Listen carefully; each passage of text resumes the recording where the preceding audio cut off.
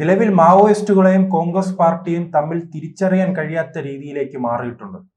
കാരണം ഒരു കോൺഗ്രസിന്റെ നേതാവ് പറയുകയാണ്, പാകിസ്ഥാനിൽ പോയപ്പോൾ അവിടെ സ്വന്തം വീട് പോലെ തോന്നി, വീട്ടിലെത്തിയതുപോലെ തോന്നിയെന്നാണ്.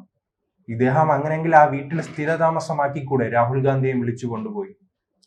അത് നല്ല പറ്റിയ. എന്തിനാ പിന്നെ വയനാട്ടിലോട്ടൊക്കെ വരുന്നത്? നല്ല ശരിയായ ചോദ്യമാണത്.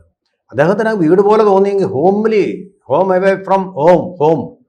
അപ്പോൾ അമേരിക്കയിൽ തോന്നാത്ത ഇദ്ദേഹം അമേരിക്കയിലാണിപ്പോൾ ഉള്ളത്. അമേരിക്ക വിട്ടിട്ട് നേരെ പാകിസ്ഥാനിൽ പോയി താമസിക്കുന്നേ അവർക്കും വലിയ സന്തോഷമാവും. കാരണം ആട്ടയ്ക്ക് അവിടെ സ്വർണത്തിൻ്റെ വിലയാണ്. നമുക്ക് വാങ്ങിക്കാൻ പൈസ ഉണ്ടാക്കി വെച്ചിട്ടുണ്ടല്ലോ അഴിമതിയിലൂടെ. കോൺഗ്രസിൻ്റെ രാജീവ് ഗാന്ധിയുടെ കാലത്ത് തന്നെ കമ്മീഷനൊക്കെ ആയിട്ട് പണം ഉണ്ടാക്കി വെച്ചിട്ടുണ്ട് മൂപ്പര്. ഏതാണ്ട് പ്രീ ഡിഗ്രി വരെ പഠിച്ചിട്ടുള്ളൂ. അദ്ദേഹമാണ് ഇന്ത്യയുടെ ടെക്നോളജിയുടെ പ്രത്യേക മന്ത്രിപദത്തിൽ തുല്യമായിട്ടുള്ള പദവിയും വഹിച്ചുകൊണ്ട് രാജീവ് ഗാന്ധിയുടെ കാലത്ത് ഇവിടെ ഇരുന്നതാണ് അഡ്വൈസറായിട്ടിരുന്നത്. ടെക്നിക്കൽ കാര്യങ്ങളിൽ പ്രത്യേകിച്ചും ടെലികോം അഡ്വൈസറായിട്ടിരുന്ന ആളാണ് ഇദ്ദേഹം. ഈ പ്രീ ഡിഗ്രി പാസ്സായിട്ടില്ല, ഒരു എഞ്ചിനീയറിംഗ് ഡിഗ്രി ഇല്ല, ഒരു അതിന് സമാനമായിട്ടുള്ള എന്തെങ്കിലും IT അങ്ങനെയുള്ള ഡിഗ്രികൾ ഉണ്ടാവണമല്ലോ. അത് യാതൊന്നും ഇല്ലാത്തൊരു മനുഷ്യനാണ് കയറിയിരുന്ന അവിടുത്തെ നമ്മുടെ അഡ്വൈസറായിട്ട് ടെലികോം അഡ്വൈസറായിട്ടിരുന്ന. കുറേ കാര്യങ്ങൾ ചെയ്തില്ലെന്നല്ല പറയുന്നത്. പക്ഷേ ക്വാളിഫിക്കേഷൻ മോദി കാര്യങ്ങൾ ചെയ്യുന്നില്ലേ, എന്നിട്ട് അദ്ദേഹത്തിൻ്റെ ഡിഗ്രി എവിടെയെന്ന് പറഞ്ഞല്ലേ ചോദ്യങ്ങൾ വരുന്നത്. അപ്പോൾ അത് അങ്ങനെ ഇല്ലാത്ത ഒരാളാണ് ഇവിടെ ഇരുന്ന വലിയ ബുദ്ധിജീവി നാട്യത്തിൽ കാര്യങ്ങൾ പറഞ്ഞുകൊണ്ടിരിക്കുന്നത്. അപ്പോൾ ഈയിടെ പാകിസ്ഥാൻ സന്ദർശിച്ചു. എന്തിനാണ് പാകിസ്ഥാൻ ഈ സമയത്ത് ഓപ്പറേഷൻ സിന്ദൂറിൻ്റെ സമയമുണ്ട്? ഇന്ത്യക്കാരനല്ലേ ഉള്ളത്. എന്നിട്ട് എന്തിനാണ് സന്ദർശനം നടത്തിയത്? ദുരൂഹമായിരിക്കുന്നത്. പണ്ടൊരിക്കൽ യാസിൻ മാലിക് ഇതുപോലെ പോയിരുന്നു. അത് മൻമോഹൻ സിംഗും സോണിയാഗാന്ധിയും കൂടെ പറഞ്ഞിട്ട് അവിടുത്തെ ഭീകരന്മാരുമായിട്ട് ചർച്ച ചെയ്യും. മസൂദ് അസറിനെ പോലുള്ള ആൾക്കാരുമായിട്ട്, മുംബൈ ആക്രമണത്തിൻ്റെ ആസൂത്രകരുണ്ടല്ലോ, അവരുമായിട്ട് ചർച്ച ചെയ്യാനായിട്ട്. പിൽക്കാലത്ത് മുംബൈ ആക്രമണത്തിൽ കലാശിച്ചത് ആ സന്ദർശനമാണ്. അതുപോലെ ഇനി സാമ്പ്രത്യോത പോയതിൻ്റെ ഫലമായിട്ട് ഇനി ഇന്ത്യക്ക് എന്താണ് വരാൻ പോകുന്നതെന്നുള്ളത് നമ്മൾ ഇനി കാത്തിരുന്ന് കാണേണ്ട കാര്യമാണ്. അത്ര ഹോമിലിയായിട്ട് തോന്നുന്നതിന്റെ എന്ത് സംഭവിച്ചാലും തിരിച്ചടിക്കാനുള്ള കരുത്ത് നിലവിൽ ഇന്ത്യക്കുണ്ടല്ലോ. ഭീകരാക്രമണത്തിനെ പോലെ അടികിട്ടിയിട്ട് വീട്ടിലില്ല. അതെ, in spite of the Rahul Gandhi's and Sam Pitroda's, India is winning the war. അതാണ് ഇന്ത്യയുടെ നേതൃത്വത്തിന്റെ ഇപ്പോഴേ സവിശേഷത. ഈ ശത്രുക്കൾ ഈ രാജ്യത്തിനകത്ത് തന്നെ ഇരുന്നുണ്ട് പാര വെച്ചിട്ടും. രാഹുൽ ഗാന്ധിയെ പോലെ, സാം പിത്രയെ പോലെ ഉള്ള ആൾക്കാർ, അരുന്ധതി റോയിയെ പോലെ ഉള്ള ആൾക്കാർ പാര വെച്ചിട്ടുമാണ് നമ്മൾ വിജയിച്ചുകൊണ്ടിരിക്കുന്നത്. അത് നമ്മുടെ ശക്തിയാണ്. ഈ ശക്തി കൊണ്ട് അസൂയപ്പെട്ടിരിക്കുന്ന ആളാണ് ഒന്ന് രാഹുൽ ഗാന്ധി, സാം പിത്രോദ, ജയറാം രമേശ്, പവൻ ഖേര. എല്ലാ പ്രസ്താവനകളും, എന്ത് പ്രസ്താവന മോദി നടത്തിയാലും നടത്തിയില്ലെങ്കിലും കണ്ടിട്ട് അതിനെ വിമർശിക്കുന്ന ഒരു ടീമാണ് ജയറാം രമേശ്, പവൻ ഖേര തുടങ്ങിയവർ. എന്ന് ഇംഗ്ലീഷ് മനസ്സിലാവാത്തതാണെന്ന് തോന്നുന്നു. KC വേണുഗോപാൽ ആ കാര്യത്തിൽ വലുതായിട്ട് പ്രതികരിക്കാറൊന്നുമില്ല. പക്ഷേ പവൻ ഖേരയോട് ചോദിച്ചു, ഇദ്ദേഹം ഇങ്ങനെ പറഞ്ഞല്ലോ, അതിനെപ്പറ്റി എന്താ അഭിപ്രായം? ഞാനത് കണ്ടിട്ടില്ല. അയാളത് കാണത്തില്ല. ഈ സെലക്റ്റീവ് അമ്നീഷ്യ എന്ന് പറയുന്നത് പോലെ തനിക്ക് കുഴപ്പമുണ്ടാക്കുന്ന പ്രസ്താവനയെ ഞാൻ കണ്ടിട്ടില്ല എന്ന് പറഞ്ഞ അങ്ങ് ഒഴിയും പവൻ ഖേര. അത്രമാത്രം ധൈര്യമുണ്ട്, ധാർമ്മിക ധൈര്യമുണ്ട് അദ്ദേഹത്തിന്. പണ്ട് LK അദ്വാനി പാകിസ്ഥാനിൽ പോയിട്ട്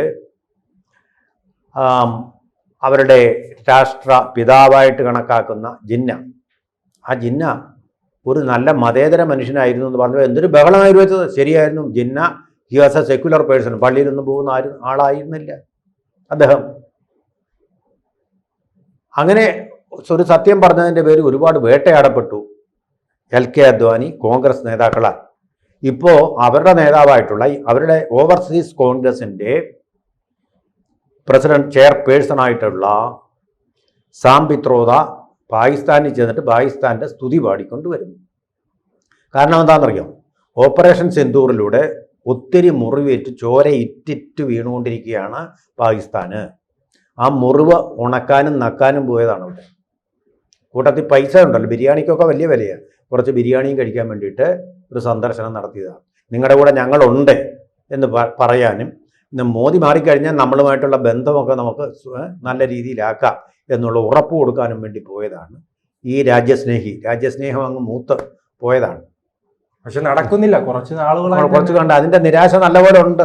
അതുകൊണ്ടാണ് ഇലക്ഷൻ കമ്മീഷനെയും സകലമാന സുപ്രീം കോടതികളെയും എല്ലാം ചീത്ത പറഞ്ഞുകൊണ്ട് ഇവരൊക്കെ ഇരുപിടി ഇരിക്കുന്നതുകൊണ്ടാണ് നമുക്കിത് പോകാൻ പറ്റാത്തത്, നമുക്ക് വഴിമുട്ടി പോകുന്നത്. എന്നും പറഞ്ഞുകൊണ്ടിരിക്കുക. സകല കള്ളത്തരങ്ങളുടെ ആറ്റം ബോംബുകൾ പൊട്ടിച്ചുകൊണ്ടിരിക്കുക, ഹൈഡ്രജൻ ബോംബുകളും പൊട്ടിച്ചുകൊണ്ടിരിക്കുക. അപ്പൊ അതിൻ്റെ ഒരു ഭാഗമാണ് നെഹ്റു കുടുംബത്തിന്റെ പ്രിയ തോഴനായിട്ടുള്ള ഈ സാം പിത്രോദ പറയുന്നത് മുഴുവൻ. ഈ മനുഷ്യൻ തന്നെയാണ് പണ്ട് ഇന്ത്യക്കാരെ പലതായിട്ട് വിഭജിച്ചത്. അത് നമ്മൾ ഓർക്കണം.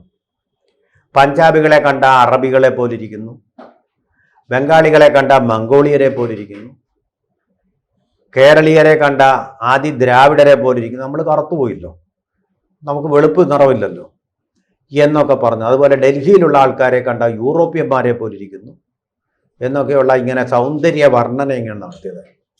സുന്ദരകാന്ഡത്തിൽ ഇല്ലാത്തതുപോലെയുള്ള സൗന്ദര്യ വർണ്ണന.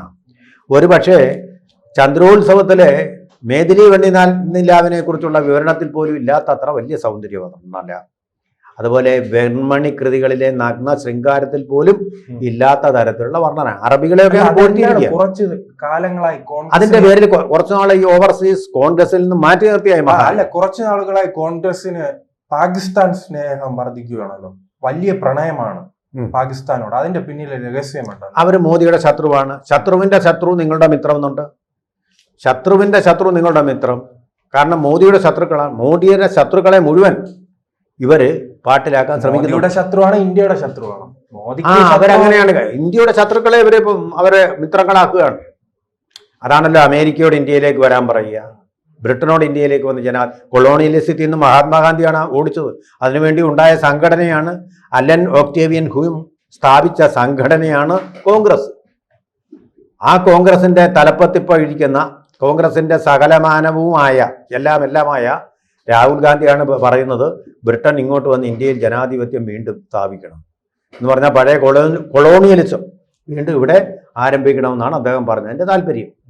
അപ്പോൾ അങ്ങനെങ്കിലും മോദിയെ ഒന്ന് ഇവിടെ നിന്ന് ഒഴിവാക്കി തരണം, എനിക്ക് അവിടെ സുഖമായിട്ടൊന്ന് ഇരിക്കണം, ഞാൻ നിങ്ങളുടെ കീഴിൽ ഞാൻ ഇരുന്നോളാം, റെസിഡൻറ്റ് കമ്മീഷണറായിട്ടോ വല്ലതും ഇരുന്നോളാം എന്നുള്ള മട്ടിലാണ് അയക്കുക. എന്നാലും മോദിയെ ഒന്ന് മാറ്റി കിട്ടണം, വലിയ അത്യാവശ്യമാണ്. മോഹഭംഗമാണ്. അദ്ദേഹം വിചാരിച്ചതൊന്നും നടക്കുന്നില്ല. ഇനി ഈ ജന്മത്ത് നടക്കുമെന്ന് സംശയമാണ്. അപ്പോൾ ആ ഒരു സ്ഥിതിയിലേക്ക് നിരാശയിലേക്കും ഒക്കെ പോയി, നിരാശ കൂടിക്കഴിഞ്ഞാൽ വട്ട് പിടിക്കുമെന്ന് കിട്ടും. അത്തരം ഒരു വട്ടിലേക്കും എത്തിയിട്ടുണ്ട് കാര്യങ്ങളൊക്കെ എന്നാണ് എനിക്ക് തോന്നുന്നത്. അതിൻ്റെ ഒരു ഭാഗമാണ് എനിക്കത് നാണമില്ലാതെ അവിടെ പോയപ്പോൾ തനിക്ക് വീട്ടിലെ പോലെ എന്നാൽ പിന്നെ അങ്ങ് പുറത്തോ താനവിടെ അങ്ങ് കൂടിക്കോ. ആര് പറഞ്ഞു വേണ്ടാന്ന്? ഇത് നിനക്ക് വന്ന് ഇവിടെ പറയണ്ട, ഞങ്ങൾക്ക് അങ്ങനെ വീട് പോലൊന്നും തോന്നുന്നില്ല, ശത്രുവിനെ പോലെ തന്നെ തോന്നും, ചതിയന്മാരായ ശത്രുക്കളെ പോലെ തന്നെ തോന്നുന്നു. ഇന്ത്യയെ വെട്ടിമുറിച്ച് അവിടെ കൊണ്ടുപോയിട്ടിട്ട് അവിടെ ഹിന്ദുക്കളെ അവിടെ വെട്ടിമുറിച്ച് കട്ട്ലറ്റാക്കുന്ന പരിപാടി, ക്രിസ്ത്യാനികളെ വെട്ടിമുറിച്ച് കട്ട്ലറ്റാക്കുന്ന പരിപാടിയാണ്. നരാധമമായ പ്രവർത്തികൾ ഇപ്പോൾ ആക്രമിക്കാൻ പോലും ഒരു തരിയില്ലല്ലോ. അതെ, എന്താ ഭീകരാക്രമണം പിന്നെ നടത്താത്ത? എവിടെ പോയി നിങ്ങളുടെ ശക്തിയൊക്കെ ചോർച്ച പോയി? മോദി ഒരൊറ്റ 18 സെക്കൻഡ് കൊണ്ടല്ലേ തീർത്തു കൊടുത്തു അവന്റെ ഈ പറയുന്ന കലിപ്പ് തീർത്തു കൊടുത്തില്ലേ? 18 സെക്കൻഡ് കൊണ്ട് തീർന്നില്ലേ അവന്റെ കലിപ്പ്? അതിന് ഇനിയും ശക്തിയുണ്ട്, ആയുധങ്ങൾ ഇനിയും പുതിയത് വാങ്ങിക്കൂട്ടുന്നുണ്ട്. നിങ്ങൾ ഏത് സൗദി അറേബ്യയിൽ പോയി കെട്ടിപ്പിടിച്ചാലും, ലോകത്തിൻ്റെ ഏത് കോണിൽ പോയി ഒളിച്ചാലും, ആരുടെ സഹായം തേടിയാലും ഞങ്ങൾ ചെയ്യേണ്ടത് ചെയ്തിരിക്കും. ഇനി ഒരാക്രമണം കൊണ്ട് വന്നാൽ, ഇത് ബോംബെ ആക്രമണം നടന്നിരുന്നുവെങ്കിൽ, ഇത് മോദിയുടെ കാലത്തായിരുന്നെങ്കിൽ പാകിസ്ഥാൻ ഒരു രാജ്യം ഉണ്ടാവില്ല ഭൂപടത്തിൽ.